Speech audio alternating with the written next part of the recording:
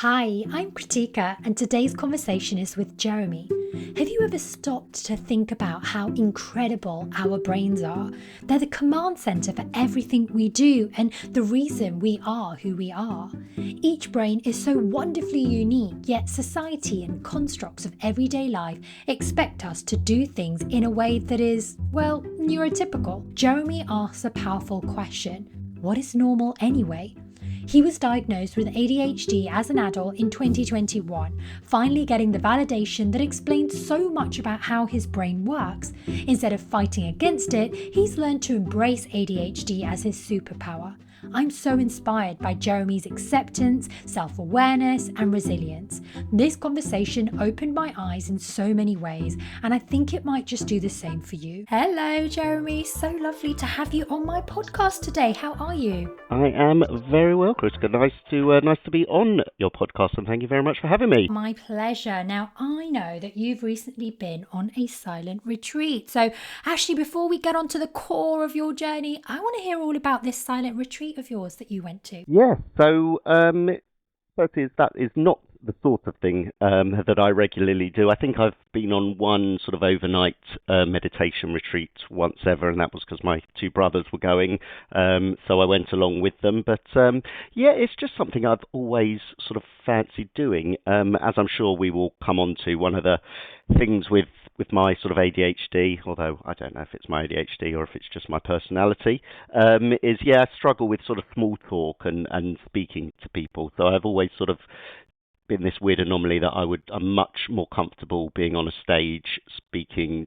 doing a session in front of 1,000 people. I would pick that over having a one-to-one conversation with someone I don't know any day of the week. It was so much more than I thought it was, because I suppose the essence of it is just sort of focusing on yourself. So you don't worry about anybody else. You do you let them do them. So, a lot of people, they don't even make eye contact, and I loved it. So, so I'm not sure if it was a great thing for me, because I went just going sort of wondering if I was a grumpy old man who didn't like to talk to people, and I've come back thinking, not only do I not like to talk to people, I don't like to interact with people either, but there you go. So it was waking up at 7, these at 7:20 that got you ready for the hike at 8 o'clock, and as you can imagine, sort of 2.5 hour hikes we did both days, and beautiful through the scenery across the cliffs there, and then come back and have a couple of hours sort of to yourself to do whatever you wanted, and then there was yoga sessions and meditation sessions as well, which actually I didn't get as much out of those as I usually do, but I was just sort of quite fascinated by how quickly everybody just went into this sort of silent mode. And one thing some people did struggle with was when there was 13 of us, and when we were all sitting around a table in silence eating dinner. I was just going to ask you, because for me, having dinner, I like having a conversation. But I know in some cultures, like is it in China, it's very common for people not to talk when they're eating. I mean, I would have really struggled with that. But you just said you didn't mind it. No, not at all. It was just, for me, I sort of sometimes feel pressure or anxiety that, oh my gosh, someone's going to speak to me, what am I going to say? And so to not have that was great. And it was actually quite strange, because there would be times where we were all sitting around, in a circle in the yoga room, all on our mats. And when we were doing the silent retreat and nobody could talk, and we were waiting for the, for the host to come in, we'd all be in silence, and it wasn't weird at all, because no one could talk. You knew the situation was fine.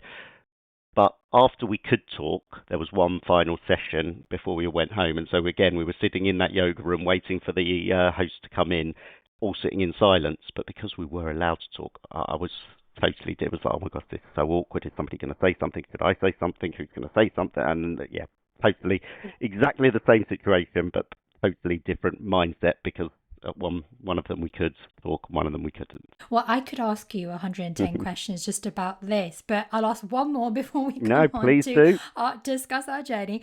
Did you get in trouble if you did breach any of the sort of not being silent rules? No, not at all. So this one wasn't a very strict one. As I say, I did sort of, when I was looking at some, there are some that say you must not make eye contact with people. You must not read. You can't even read, because you have to just focus on yourself and all that. And this was absolutely fine. She said, look, if you need to talk, you absolutely can. It's not a problem. And obviously, if you needed to ask the host something, you can. But what she did was she had a pot in the communal kitchen, and if you needed to ask a question, you wrote it down, put it in the pot, and she was checking this pot like every 15 minutes. So that was a way. But no, it wasn't that strict at all. Thank you so much for sharing that, Jeremy. I Right. feel like I should potentially consider a silent retreat and just the clarity it might offer my mind, because that gets a bit busy. But right, we're talking about today your journey with ADHD, and you sort of referenced it just earlier in the intro as well. Now, as I understand it, the acronym stands for Attention Deficit Hyperactivity Disorder. But I'm going to hold my hands up, Jeremy, because I don't think I know perhaps enough about it, and I'm sure there's people listening to this feeling and thinking the same. So should we start from the very top and tell us what ADHD is and how does that manifest for you? Well, firstly, I'm very glad that you spelt out the acronym, because I was not 100% sure myself. So, yeah, I'm sort of one of these people that, I don't sort of mind too much about the details. If somebody says I've got ADHD and I believe that, that as they've dedicated their whole life to studying it and are a doctor, I will take their word over that. I suppose for me, just sort of going back very quickly in terms of my story, it's something I always sort of felt that there was something not quite right. In terms of sort of focusing and things like that. So I was diagnosed quite late, but it's difficult actually, to sort of say what is ADHD and how, I suppose, does it manifest? Because the first thing to say, and I'm sure everybody says this, it is different in everybody. And what's interesting, I found for me, is I don't really have the number one thing that people seem to sort of say is what people with ADHD have. So, for example, the number one thing people will always say is, always late, very disorganized, can't keep all their sort of ducks in a row and all of that sort of thing. I am the most organized person that I know in the entire world. However, I now know why I am, because one of the things I said to the specialist who diagnosed me was, how come adults are getting diagnosed later and later? And he said, well, what happens is you put in all these processes in your life that counter all the things you can't do. And he said, but as you get older and older and life gets more and more complicated, these processes just don't work anymore. So in terms of sort of organization, I probably have 25 alarms that go off on my phone every day. Not calendar notes, those alarms. The alarm you set to wake you up in the morning, I have 25 of those going off every single day, because I'm so worried about my memory and being disorganized. And I'm not even sure if it's memory or if it's just, there's something shinier over there. I can be like, right, I must do this. I must write this down. I must write this. Oh, that's an open window. I must shut all the windows in the house, and then, it's all over. And again, sort of with being punctual, I've always, before I was diagnosed with ADHD, I used to almost say I feel like I've got a phobia with time. Like I have to be on time early. I'm so worried about being late, and I don't know why. And something I did want to say at the beginning, which I forgot, which feeds in brilliantly to me forgetting things, is I often feel I'm quite haphazard. So I wanted to say that at the beginning of this podcast, because if I go off in other directions and tangents, that happens because as something pops into my mind, again, I feel like I'm so worried about forgetting it that I have to get it out. I've remembered it, I have to get it out. And I say this, at work a lot. I don't mind if people don't listen to what I have to say, or not don't listen. If people sort of dismiss what I have to say, if they think, well, actually, I'm not sure if that would work.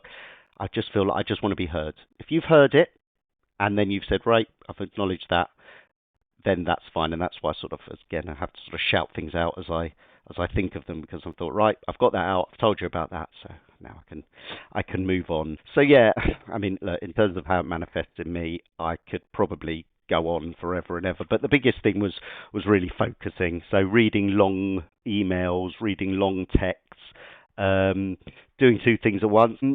Emotions is a bit weird. So I have dysregulation of emotions, which I don't really know what it means, but I don't feel like I have the emotion of just happiness or sadness. So I have like elation, I have depression, I have anger, but just borderline happy or sad. I don't know if I can't remember ever being just happy or sad. I haven't cried since the year 2000, which goes down very well with my wife, seeing as in that time I have got married and had two children. Nothing. Get very bored easily. I find it very difficult to do things for no reason.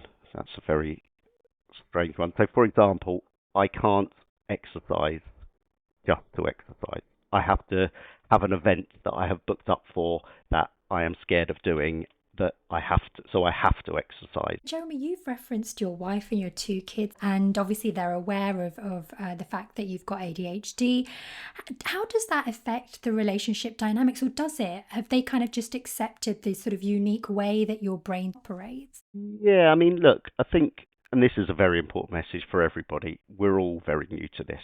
So, you know, I'm very new to this, but also the people that are dealing with you and are living with you, they are also very new to this. So, look, we're all going to get it wrong, and that's fine. So my son has very mild autism and very mild ADHD as well. I mean, he thinks it's the greatest thing ever, as do I. It's amazing for him to sort of to see him, just joking about it and thinking it's absolutely nothing, because that's a long journey we've been on to get there. So yeah, my wife just look, there are certain things that I can't do, and we're sort of getting our heads around it, both of us. So for example, she knows that if I'm with the whole can't do two things at once, I don't know what's ADHD or just me being a man. If I am texting on my phone or WhatsApping someone, I cannot hear what she is saying. I cannot hear.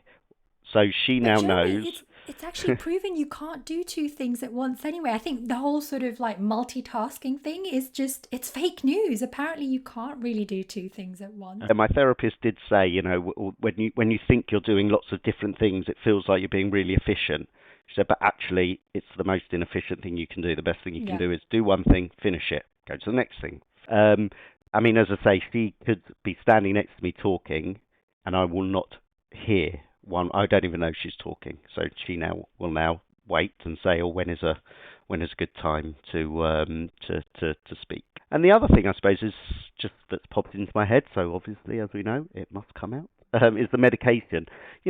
So I'm on quite a few pills, but again, that takes time to get it right, because every person's body is different. Every person's body reacts differently, and you're usually on two or three different sort of pills, and so again, getting that cocktail right, getting the balance right, can take time as well. And you also mentioned that you were diagnosed into your sort of adult year, so I imagine you must have lived a large period of your life not sort of knowing. So could you just walk us through, when did you first get diagnosed and how did that come about? I know you also mentioned that you felt something wasn't quite right earlier as well. So I've always sort of felt, that something wasn't quite right. Like, why can't I focus?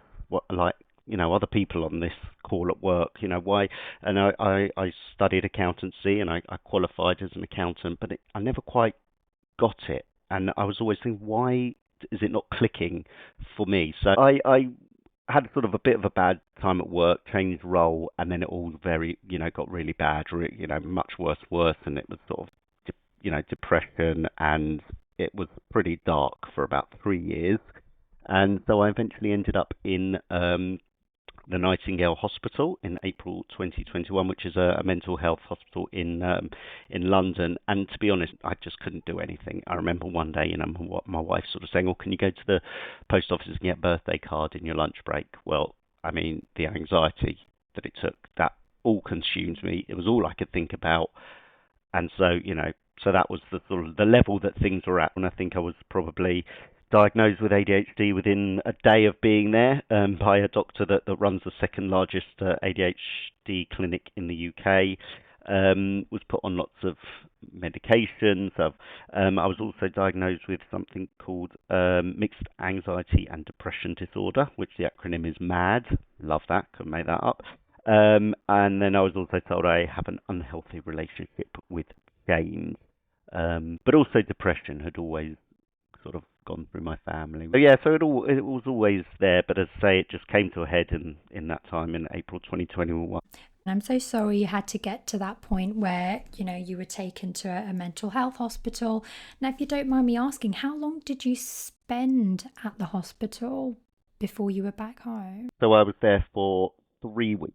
There were people in there that had been in there for, months and months and months and months. The second I went in there, I was fine because for me, all of my anxieties were around life and life admin and, having to sort this out and sort that out. And to go in there and straight away, it was almost like being on the silent retreat. I was just had to focus on myself. There was no work to worry about. There was no, insurance renewals to have to do and things like that. So, yeah, that's another sort of way I think the ADHD manifests, because I've had it explained. It's sort of like, if you were a child and your mum told you to go and clean your room, you'd be like, oh, okay, and you'd, sort of go up and clean your room. But for someone with ADHD, it feels like you have to run through a brick wall and then clean your room, and it just, everything just feels like it's a real sort of slog. So, yeah, so I was there for 3 weeks. I did everything that was offered to me because I just thought, this is a finite time period. I'm going to use everything, and yeah, probably two of my best things there, which when I first saw them on the curriculum, were, I thought, well, what a load of rubbish. But actually, they were my best, and that was creative writing and creative drawing. I suppose one of the big messages for me is you can come out the other side of having all of this, and I was very much of the opinion that I knew it was impossible, and I would never ever come out the other side. And here I am on the other side, which is nice. Well done, you, Jeremy. And can I just ask, once you left the hospital and you were back home, I know you mentioned the medication earlier as well, so you were obviously taking the relevant medication, but what was that journey like, kind of coming back home with this diagnosis? Maybe just adjusting to everyday life. What sort of tweaks and things did you have to make? Obviously, as I said, I've got a wife and 2 kids. You don't want to, throw everybody's world upside down. And the other thing, to remember, which, to be honest, something that wasn't on my radar, and I suppose it probably shouldn't have been on my radar, was, how everybody else was feeling while I was in there. So obviously my children, I think my daughter was probably about 10, and, they came to visit a few times, but she couldn't understand because she said, well, Daddy looks fine and he's talking fine, and I was fine when I saw them. So why is he there? And my wife, again, I didn't know, but she was sort of thinking, well, what if Jeremy comes out and he sort of decides, no, this isn't the life that I want, this is not working for me, this sort of life. And, couldn't have been more the opposite that was what was actually going on, because I was just, while I was in there, I was thinking, right, I've got everything is set up for me when I get out. All I've got to sort out is my brain, and everything else is already there, and it's already wonderful. And have you had conversations with your children about your condition and what it sort of means and the way that you might perhaps interact with them? Have you been able to sort of explain that to them? Well, it's a lot easier these days because they have PSHE lessons. So they know all about these things, and obviously, and my son had ADHD, so we had quite a good starting point. But yeah, so they sort of totally understood it and got it. I suppose I didn't sort of big it up too much, but I suppose it's a good message for them to know that somebody can have depression and have ADHD and be cured and go through mental well-being. I suppose they saw it from that point of view, which was quite nice. Yeah. Now, you've obviously sort of listed out some of the ways that ADHD manifests for you, right from the issues with focus, setting the alarms. You mentioned the phobia with time. I feel like ADHD is maybe a misunderstood condition.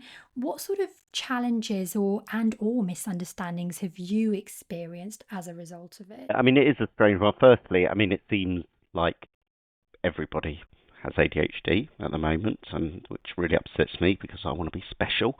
But yeah, I mean, I would say that 90% of the people that I tell, I've got ADHD, 90% of them will reply, I'm sure I've got it too. I must have it too, because I think there's a lot of symptoms that probably are quite relevant to people, and people have just as normal. So as I said, I don't know, I'm not entirely sure what is ADHD and and what is just me. But I suppose in terms of challenges, you know, work sometimes, because I've had two managers, one of which was fantastic, looked up ADHD, said how should we work, did it absolutely perfectly, would give me two or three big tasks, check in, and it was great. And I've also had another manager who has never, even though they know that I have it, has never mentioned it, never asked sort of what's the best way of working, and they will give me work in like 25 things on a to-do list.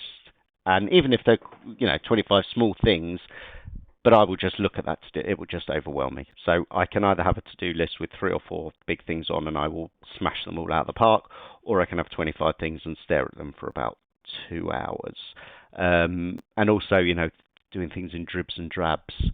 So she'll give me a bit of information one week and then, oh, here's a bit more information on it a couple of days later. Oh, here's another, and I just feel like I'm sort of all over the place with it. I mean, a funny thing, I've often sort of thought that people with neurodiversity, the whole sort of essence is that the world is built for neurotypical people and not neurodiverse people. And the reason I say this is I think, so for example, for me, if the world was built for ADHD, people with ADHD, you wouldn't get monthly bills. Bills would come on one day of the year. You'd have to pay them all in one go. Bosh, done. Everything just done once. That's it. Don't have to worry about it for another year. So just sort of, I suppose, small things like that. And sometimes it's challenging at home because do I want to use it as an excuse, or am I sort of, trying to get round that and not using it? It's sort of that balance of, how many times can I say, well, I've got ADHD, so I can't really, that's the reason why. You don't want to use it as an excuse all the time. You strike me as someone who's obviously taken the time to kind of understand, I suppose, this unique condition that you have. You mentioned in the workplace the 2 different types of managers that you had, and the one that was giving you like a to-do list of 25 things coming in dribs and drabs, which, as you've said, doesn't work well for the unique way that your brain operates. I mean, how do you navigate those sorts of situations? When you've been diagnosed late on in an adult, you've got a lot of previous experience of just sort of working it out and muddling your way through. It's about sort of breaking things down for me. If you've got that to-do list of 25, what I started doing, and this was actually revolutionary, is I would get a post-it note at the beginning of the day, and I would say, write down, what I wanted to get completed by the end of the day. And even if it was 2 things, but though, write what I want to achieve by the end of the day, and obviously it has to be achievable. And then I would just, say it. And then when I turn my computer off at the end of the day, have I done the 3 things that I said I wanted to get done today? Yes. Well, then that is a successful day. Even if by the end of the day, it doesn't feel like it, because you think, oh, well, actually, I could have done that, and I could have done that. And I say, no. At the beginning of the day, you said, if you complete these things, that will have been a good day. So that's what we do. Yeah. Now, earlier you mentioned that there's a lot of people that are sort of saying, oh, I think I'm also ADHD. And it feels like that word ADHD is becoming a little bit more mainstream. We've spoken about just the corporate working life there. And I just want to touch on something. I mean, have you seen cultural shifts in the way that neurodiversity is now being considered in the workplace, or just society's general acceptance of these conditions? Yeah, absolutely. I mean, 100%. As I say, I got involved with our wellbeing committee, and that was really because people helped me when I needed help, and now I will help people when they need help. But I'm sort of done quite a bit of research, and we're seeing quite a lot of companies who are actually now recruiting exclusively for people with neurodivergencies. And I suppose it's not really a surprise, because you want people with different skill sets in your organisation. And so, for example, you met someone with autism, might be fantastic at proofreading and making sure that everything is 100% accurate and great. So you would want people like that in your team. But I think the main thing is the fact that I just talk about it. The fact I can even talk about it at work is a massive change, because, sometimes I get something wrong on an email or confused, and I literally email back and go, right, I'm going to play the ADHD card on this. So that's the reason that's happened and why I was all over the place. And, and people just go, yeah, fine, no problem. As I sort of say in my, when I do some of my sessions, what's normal anyway? I mean, because I sort of touched on it before, and I suppose this ties into the being able to talk about it. I mean, I love being ADHD. I love it. I can't understand why anybody wouldn't love having a neurodiversity, because what it does is it allows me to act how I need to act, and instead of being embarrassed about it, I now just say, "Oh yeah, no, I've got ADHD," and people go, "Oh, okay, fine," and that's it. Just accept it, rather than me, you know, acting and masking and pretending and not being me. I now can, it gives me the license to be me and go, "Oh yeah, no, the reason's ADHD," and people go, "Yeah, fine, no problem." You can be authentically you and not feel guilty about it. And actually, sometimes hiding things almost builds that additional anxiety. And I know Absolutely. you referred also to previously, kind of having anxiety and depression. And if you don't mind, Jeremy, if Yeah. we could just go back to briefly touch on that. Is it that your ADHD has resulted in anxiety and depression, or was that something that you were dealing with already without realizing that was Yeah. something that you also had? So I think it's a bit of a strange one, because I'm not sure if sort of depression and anxiety is part of sort of neurodiversity, or part, I don't think, it's not a neurodiversity, but I think that it is a byproduct of a lot of neurodiversities. So that's why it's a bit of a complicated one, because yeah, absolutely, I was getting anxiety because why can't I do these things, and then depression because I'm always going to be like this. It's never, I'm never going to change. What's wrong with me? So yeah, so I think they obviously they do go hand in hand. I mean, what and you sort of mentioned hiding. This is actually a very interesting thing. So since, and this is apparently very common because I've asked, but it once you get diagnosed with a neurodiversity, so for me with ADHD, I am much more ADHD-ish, that's the word, than I was before. And I was sort of saying, well, how can this be? Now that I'm on the medication, I know what it is. Why am I doing more things that have similarities with ADHD? Surely you'd sort of feel like it should be the other way. And the reason being is because the mask comes off. So for all this time, I was just masking. I was, just get through the day. There are pictures of me, and I've seen them like on holiday smiling, but I can see that my fist is clenched really hard, and I remember how hard the fist was clenched. You're just pretending, and people sometimes feel bad, "Oh, I had no idea." And I say to them, "But I wanted you to have no idea. I made sure you had no idea." And yeah, so that's I suppose an interesting one, because say, once the mask is off, you become more like it, because you don't have to pretend anymore, and the defenses are down. Are you a people pleaser, Jeremy? Massively.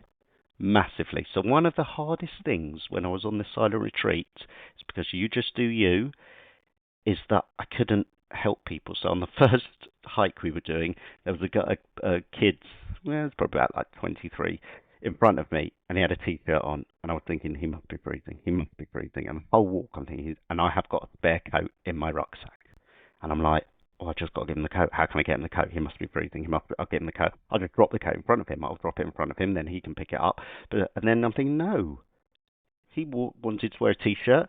If he's cold, then he won't wear it next time. Just focus on yourself. But I don't know where that comes from. It doesn't really fit into sort of my personality. But yeah, I just want people to sort of be to be okay and have yeah. No, I hear you, because I am a bit of a people pleaser, and sometimes I struggle with that. And that point that you make about smiling for everyone, because you sometimes don't want to make the other person feel awkward, or to project any sort of unhappy emotion that you might be feeling on those around you. So the default is, let's just smile and get on with it. So I totally relate. Now, earlier you spoke about how sometimes you'd use like a sort of 3 things you want to achieve at the start of a day, and you sort of focus on that as a potential strategy that helps you get through things. Could you touch on any other strategies or things that you do that work in line with the way that your brain operates, that might be useful for some of our listeners experiencing something similar? I don't know if I can do some of these things. I've been taught a lot of things, and you might tell 2 people the same thing, and one person will think it's life-changing and it will affect their life and they'll change everything they do, and somebody else could hear the same thing and think, what a load of rubbish. So, different things for different people. Now, I'm not very good with the whole, there's CBT techniques and this technique and that. I'm not very good with what things are called. I just know some things work and some things don't. So I am amazing in a crisis because I attach no emotion to the crisis because what emotion doesn't do anything. It doesn't help. So I've, had friends, like our best friends who came around once, unfortunately told us that, they were splitting up. And all my brain does, and this, all I said was, okay, fine. So, right, what do you need me to do? Do you need me to pick anyone up? Do you need in the next few days? Do you need any help?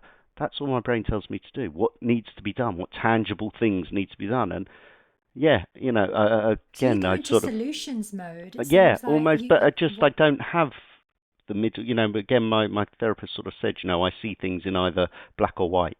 There is no grey area for me. I am now aware that a grey area exists, but I don't know what it is. In terms of as some of the tools you were saying, so one of them is, look, I only worry about things that are happening.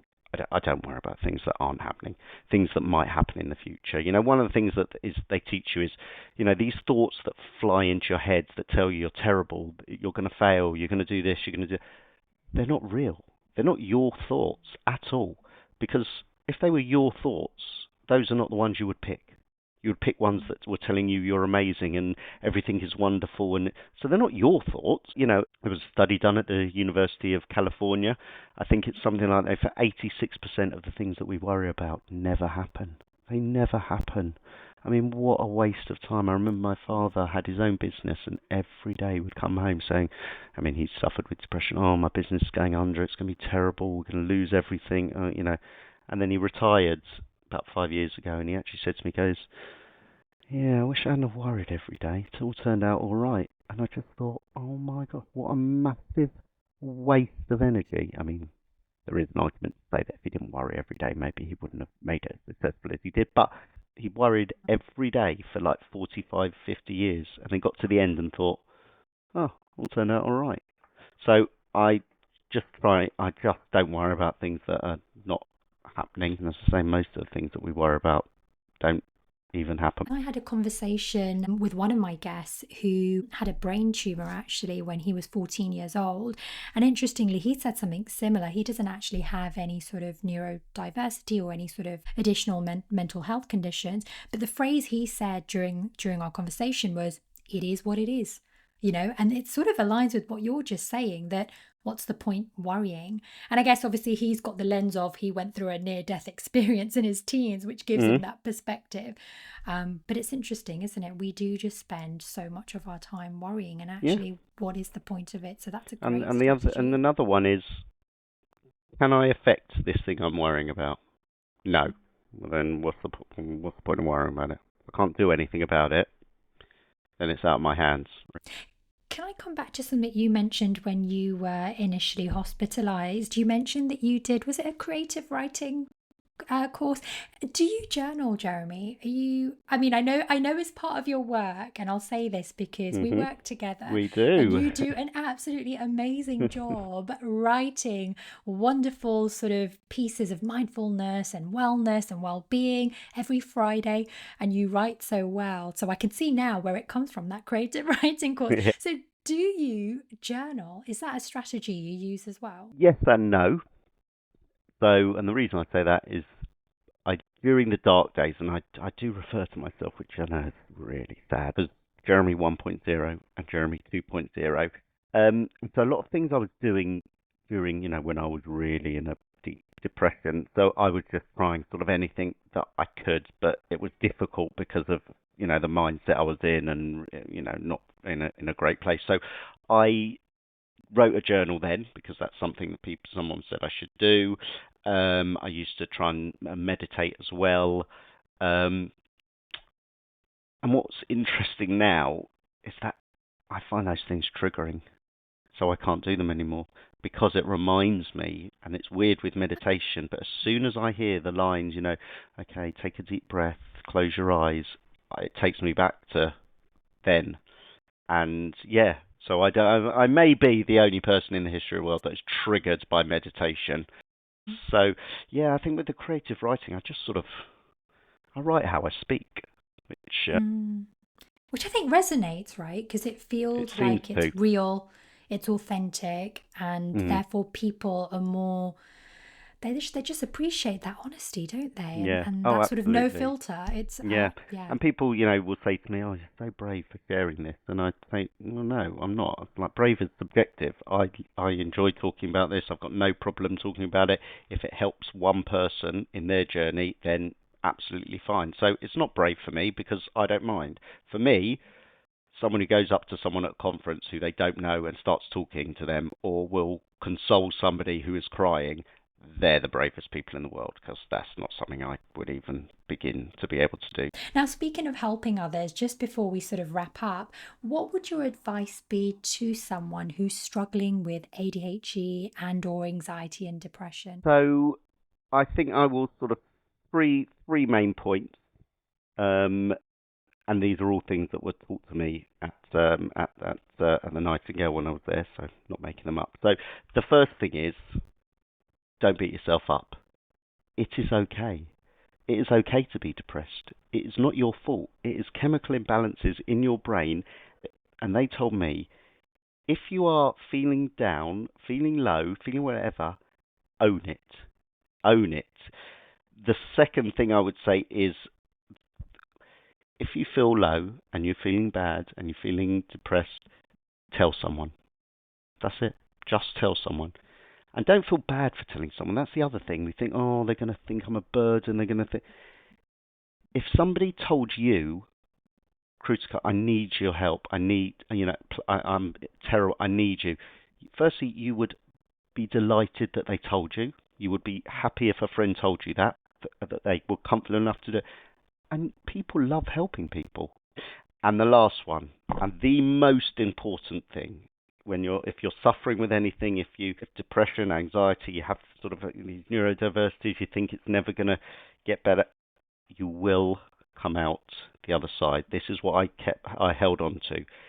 There are so many stories that I was reading on online, on Twitter, as was then, that said, 5 years ago I was living this life, and today, and this is what the quote was, today I am living the life that I knew was impossible. And that's all I held on to, because I don't need anyone to believe, and I didn't believe it would ever get better. I knew it wouldn't get better. It was fact. I knew it would not get better, but I just held on to the thought that other people also thought this, and then they did come out the other side, and I did come out the other side, and you will come out the other side, but just hold on to it as that sort of, shining light. Such great advice. And I've just noted own it, tell someone, and there is light at the end of the tunnel. So, Always. really well put, Jeremy. Now, my final question to all my guests is always, what journey are you on next? I don't really know. I mean, I just sort of live day to day. But I suppose the big journey for me is that, as we've sort of alluded to, is that I'm getting more involved in well-being and mental health. And as I always say to everybody else, as I will say now, I am not a professional. I have no. These are just my opinions from my experience. I am.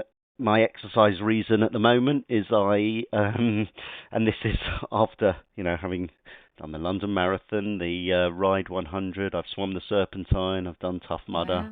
Wow. I've just got to have some excuse for it. So I'm now a football referee. I'm not entirely Amazing. sure why. And one thing I would also say is exercise, and it's really annoying, but exercise is so good for just clearing your head. So I'm doing that at the moment, and that again is sort of the giving something back and refereeing for adults, but kids as well. And yeah, just sort of continue to do therapy, not as often as I was doing it, but yeah, my main ambition at the moment is to get my anger a little bit more in control. I've started slightly different meds.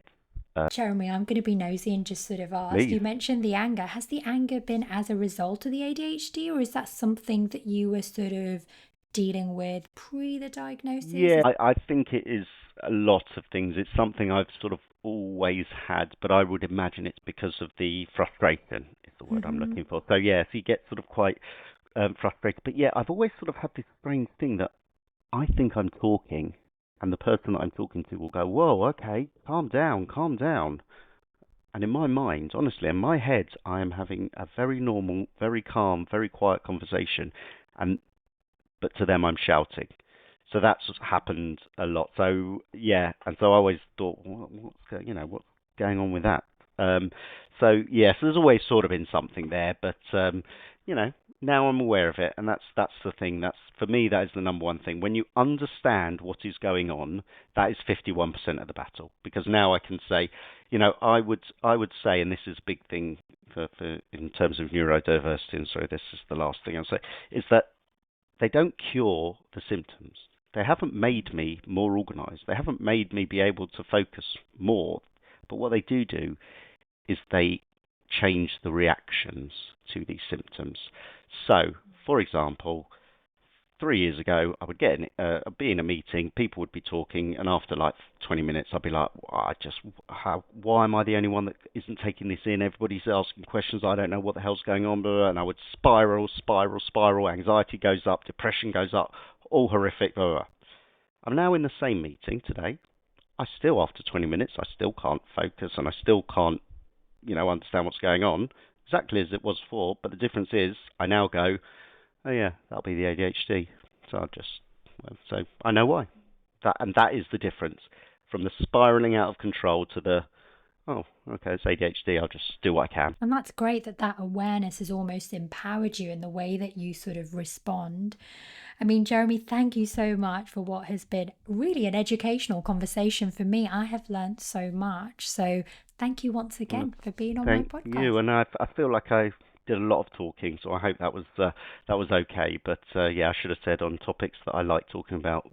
Myself is one of them. I could talk for a long time. So thank you very much for the opportunity to do that. Thank you for listening to this episode of Journeys with Krutika. If you enjoyed this episode, please rate and share. I'd love for you to hit the follow button wherever you get your podcast so you never miss an episode. And if you have a journey that you want to share, email me at journeyswithkrutika@gmail.com or reach out via my socials. I'm on Instagram and TikTok. Just search Journeys with Krutika because your journey is extraordinary.